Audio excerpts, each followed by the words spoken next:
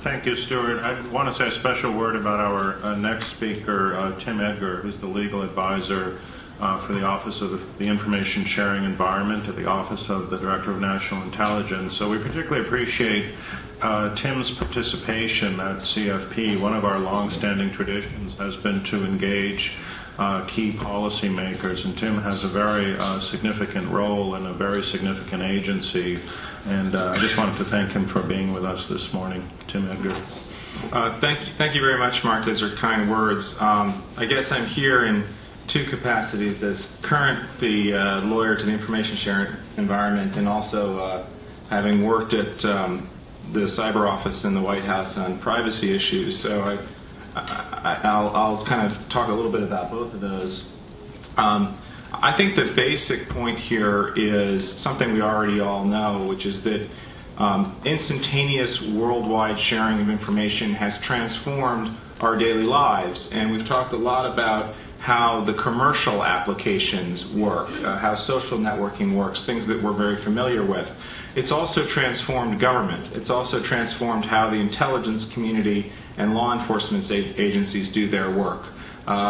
It's not necessarily as clean and easy to use in many cases as what we see out there in the commercial world, but it can be extremely powerful for the same reasons. The ability of people to share information and to analyze information across agencies and across levels of government is greater than it ever has been.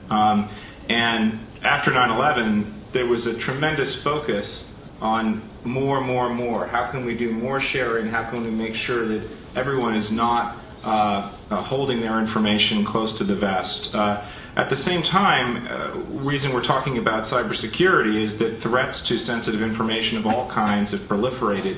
And this is all information on computer networks, from nation states, from malicious insiders, from non-state actors. And I think it was a real shock to much of the national security establishment when WikiLeaks released all those documents, because there was a belief, turned out incorrect belief, that of course on our classified networks everything is completely locked down and everything is impossible to access in the way that that allegedly happened. And that sent a real alarm bell through the national security establishment. And I think in retrospect, it's not very surprising.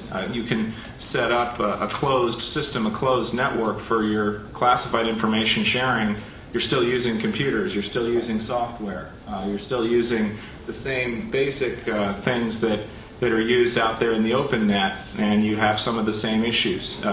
And being able to air gap a system is not necessarily perfect protection when you have a huge number of users on that system, and you're always going to have vulnerabilities there. So I think the broader question we're asking today is not just how do we make sure that we can address cybersecurity threats while preserving privacy, but how can we preserve the benefits of the data revolution, the ability to have all this information, whether it's on the open net, whether it's in federal systems or commercial systems, while addressing these threats. We're certainly going to want to benefit from those enormous advantages, and yet we know that as we put on more and more granular data, whether it's personal data about individuals, whether it's detailed commercial secrets, or whether it's actual national security secrets, the threats to that data being either destroyed or corrupted or attacked in some way, which is kind of the sexy topic, or the more real threat, the more likely threat, which is it being stolen and compromised, become very serious. So we've looked at sharing. We believe that much like there isn't necessarily a trade-off between privacy and civil liberties and national security, we could say the same thing about information sharing and information protection and safeguarding. Superficially, they do look like they're in conflict or tension. You share more information, it becomes less secure.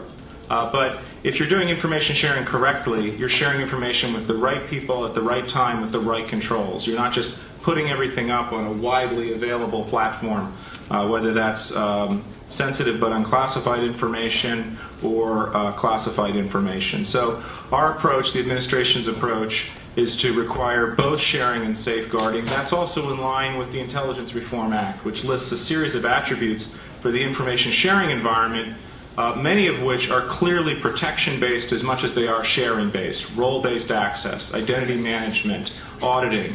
All of these things can be used to protect information as much as to share it.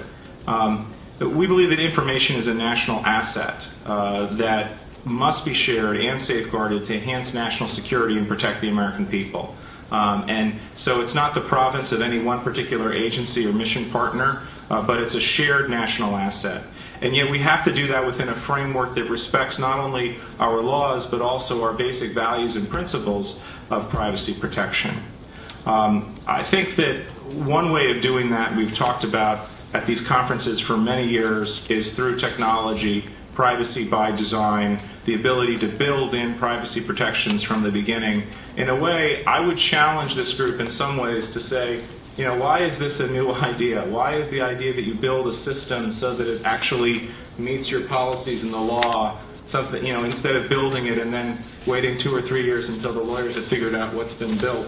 Why is that something that we're, you know, kind of still talking about as a new idea? We should be beyond that. We should be challenging ourselves to say, yes, we're going to do this as a matter of course. I think that it's not because there isn't commitment on the part of government or industry to these standards, although there can be a tension in terms of how people wish to vacuum up data and use it for various purposes. That's a policy debate.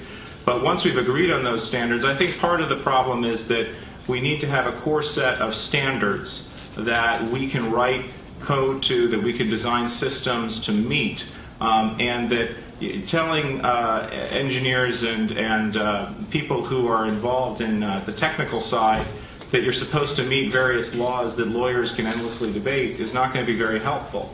But creating a set of standards that the lawyers and policymakers work to make sure satisfy those rules can be, I think, a way to do that. And that's one of the approaches the ISE certainly has taken, whether it's with suspicious activity reports or with the National Information Exchange model, is to use a standards-based approach to, you know, I often am called upon as the lawyer for the ISE to argue about whose authorities are being potentially impacted by an information sharing program, or to what extent we can issue binding rules on other agencies and other kind of arcane questions of administrative law. In many ways, those are beside the point.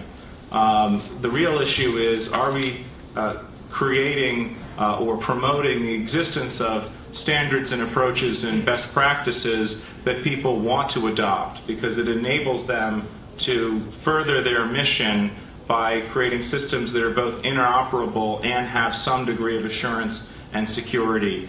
So they know that if they have something like the State Department's net-centric diplomacy database, that they can share that with the people who need to see it in other agencies, but that they can also be assured that it's not going to be made available to a huge number of people with no need to know and without the proper security controls. Because the reaction, obviously, to that is to cut back, and that can have a bad impact on national security. And with that, I'd love to hear from the rest of the panelists and hear your questions. Great. Thank you very much, Tim. I also want to give a special welcome, CFP welcome to Joe Onick, and we're quite fortunate to have Joe with us this morning. He's had an extraordinary career across all the branches of the U.S. government, and the judiciary and the executive branch, and in Congress, advising decision makers at the very highest level. And on many of the issues, I know of great concern to this audience, and I'm hoping that Joe might pick up my invitation for solutions to some of these problems. I think he understood what I was referring to, because you know, we're constantly describing the problems we have, but here we are with an opportunity to start discussing some new approaches. So, Joe, thank you for being here. Thank you, Mark. For the past 10 years at the Constitution Project, at the Open Society Institute, and as a staffer for Speaker Pelosi, I've been focusing on government intrusions into privacy. FISA, Patriot Act, national security letters, and so forth. But recently, my focus has changed somewhat As a lawyer at the Raven Group, I've been retained to represent 2 unions in connection with a private sector intrusion into privacy. And it's a story some of you may have read about.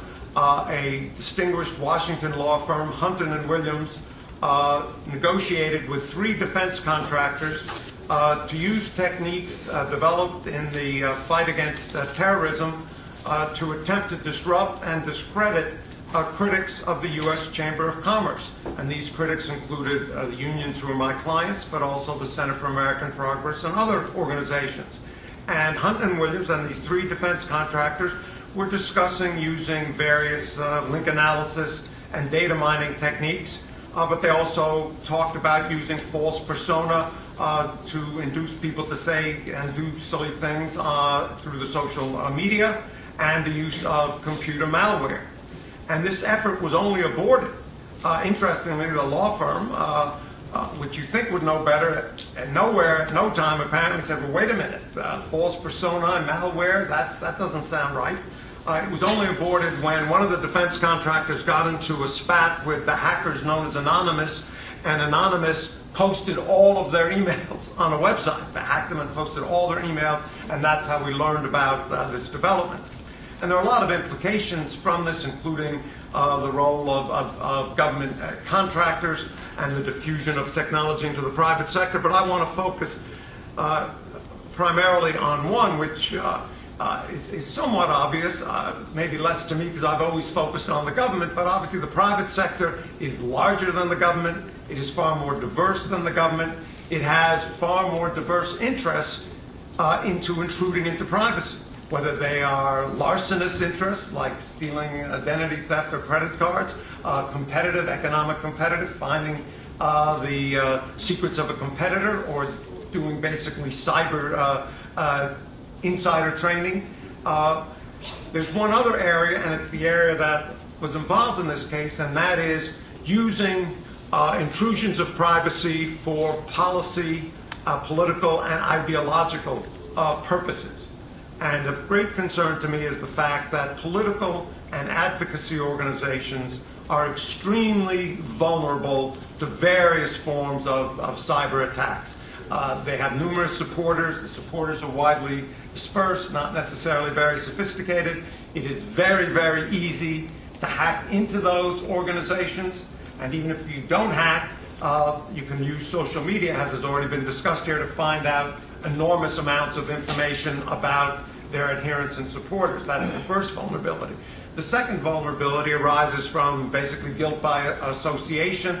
Obviously, if you have a large organization, many people or a campaign helping you, some of them have done or will do silly and stupid things which can then be used against the organization as a whole. And those things, as noted, can be retained for a long time.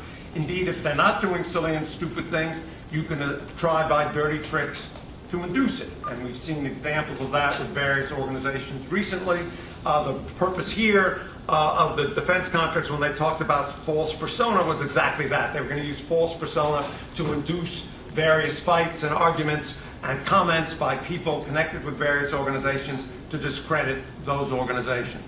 And I'm very fearful that in the highly charged, partisan, and in some ways politically venomous environment that we now live in, there are going to be these attacks from both sides. Everybody will use them, and that they will further, if that is possible, poison our political environment.